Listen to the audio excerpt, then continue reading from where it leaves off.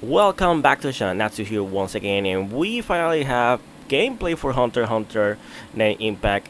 Because keep in mind, this game was announced back in January, but there was this only, this was the only thing they showed, this trailer, right, that you see right now in the screen.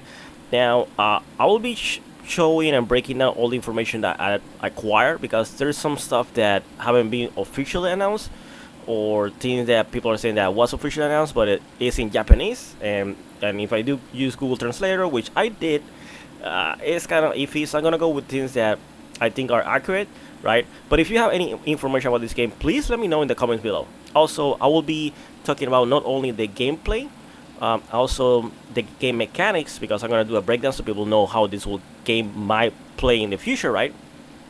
But also the drama that's happening with this game right now, because a lot of people are talking in Twitter about this game, right?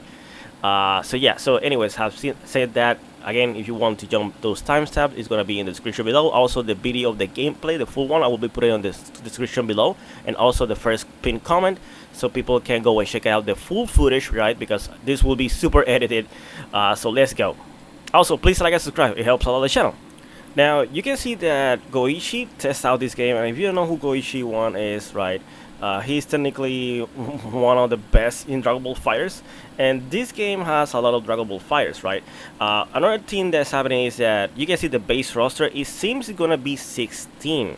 Now, having said that, this is super odd because keep in mind this game is a 3 versus 3 characters, right? So, having 16 as a base roster, it's not good, to be honest. And I know I'm jumping a little bit of impressions, but a lot of people are like, hey, why there's so little characters, right?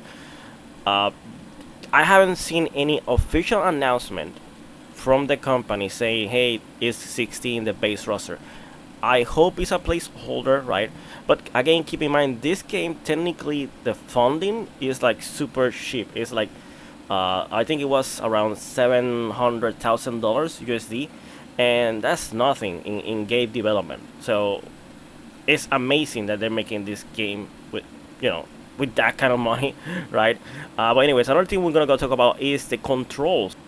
Now you can see that the layout, it looks similar, right? But if we start breaking it down, right, you will see that the L is for light attack, M is for medium attack, H is for hard attack, Rush is for auto combo, which is kind of weird. At the beginning I thought it was, homing dash from Dragon Ball Fighters.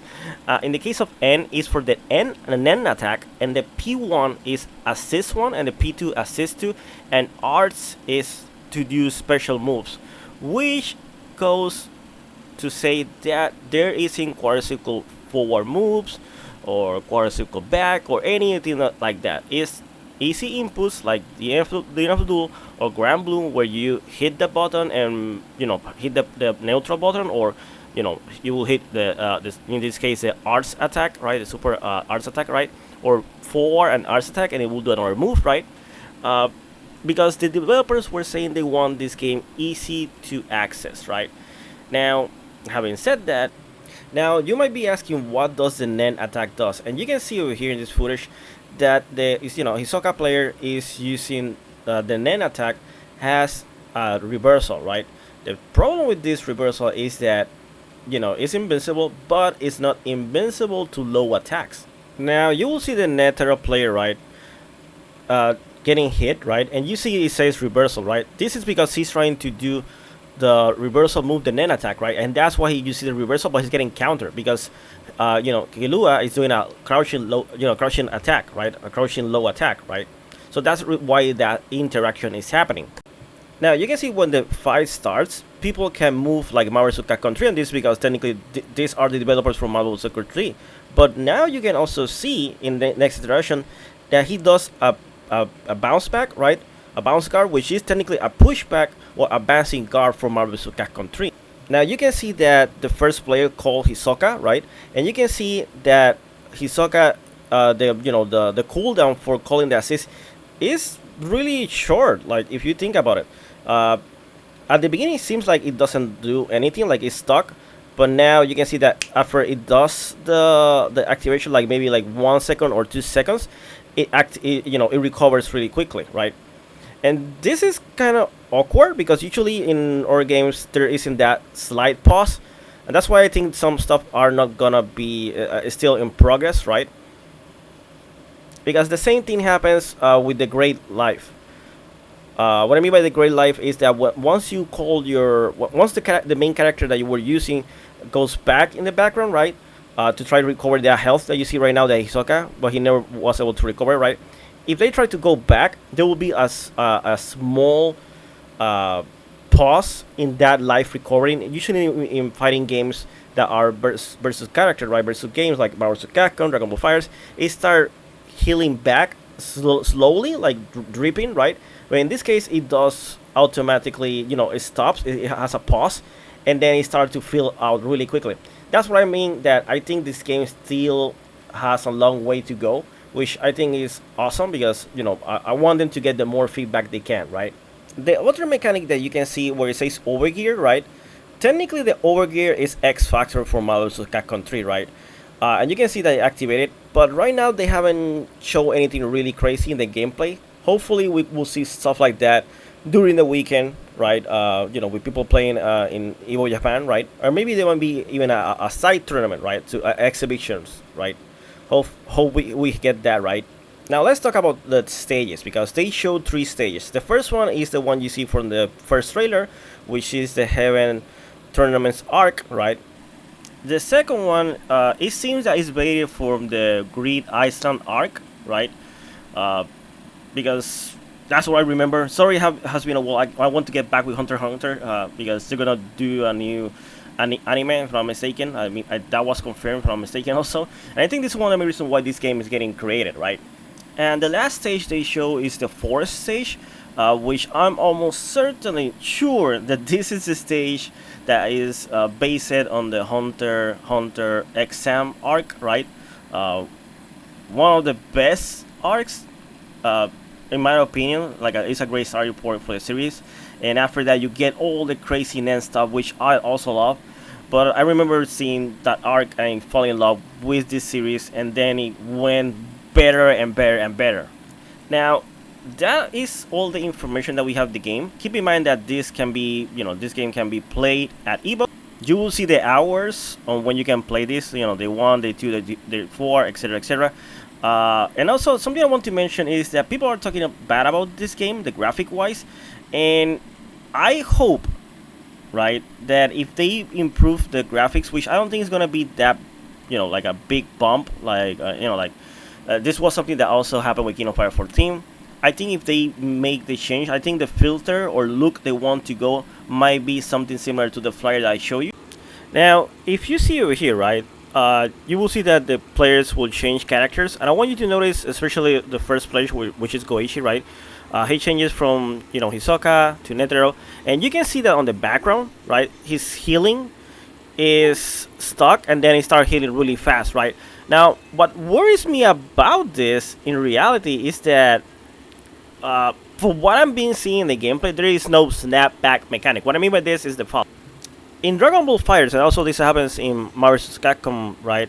If you have an opponent, right, and you see, for example, over here I have an opponent, I want to change the other opponent because that way I will get, that health will not recover. And unfortunately, there's nothing mechanic-wise that is showing in this gameplay. Now, I might be wrong. It might be something that will be adding in the future, right? But it's a little bit worrisome, right? Another thing that I did notice is that in this game so far, when you do a super, it doesn't allow you to do, for example, if you're a first character, you will do a super, and then your second character can follow up with another super. I haven't seen that in the gameplay, so it makes me wonder if that is something that will not be added the same way as the snapback will be added, right? So it's interesting to see that, right, which is kind of weird. Now, what I have been seeing is that, and it seems most likely like a glitch, is that at this moment, or something that is not intended. But for example, sometimes I've seen in the gameplay, right, somebody will do a super, and then but before doing the super, the assist will come out, and the assist will still be there, and it seems that you might be able to follow up your super after the assist hit, right? But every time that something like that happen, usually they will match like a light. So I'm not sure if they were able to recognize the situation and then able to combo with another super, or trying to use a move like a heart attack that will do more proration, right, or more hit stun, sorry, in this case. So it's interesting to see how that will be going. If they are trying to make it so that the only way that you will be able to combo another super after a super will be using assist, which I don't think is the case. I think it's more like something that they're still developing. But yeah. Now let's talk about the big issue that people are talking about. They're talking about the graphics. Now, usually with games, they have like a disclaimer and say, "Hey, game is still in development." But if you see the gameplay, you put it in Google Translate, has the subtitles. Goichi say that, "Oh, it's amazing how much this game is close to completion," and I know a lot of people are hating on the look. It does really look really close to the animation of the series, right? Or the anime, right? But even though it doesn't have that much shading, that's why I say that I believe they will try to use a filter in the future and make it so more closer to the artwork they are showing for the game instead of the gameplay itself, right?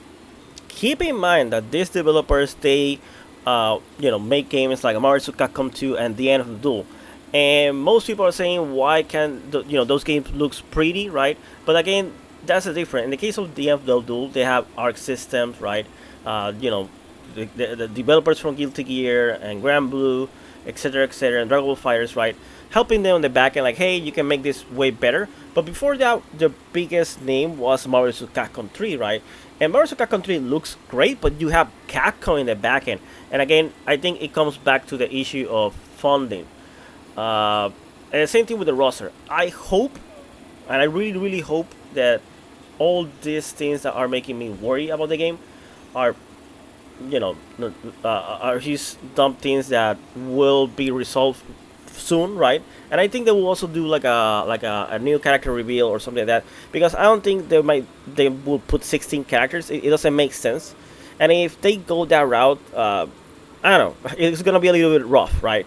And if that's a little bit rough, with if they say, hey, we're only having 16 characters and that's really it until we have a DLC pass or whatever. Because if you see the DLC fiasco in the End of the Duel, the developers had a lot of issues, and I'm not sure if the issues was from them getting funding, or was the developers team issue itself, that they weren't able to develop that game so new characters as fast as possible. Or maybe they were trying to do double duty, trying to develop the End of the Duel, and at the same time they were trying to develop this game, and they were overworking their staff, right? Who knows? Maybe that's the real truth. I don't know. I don't work there. I hope it isn't the case.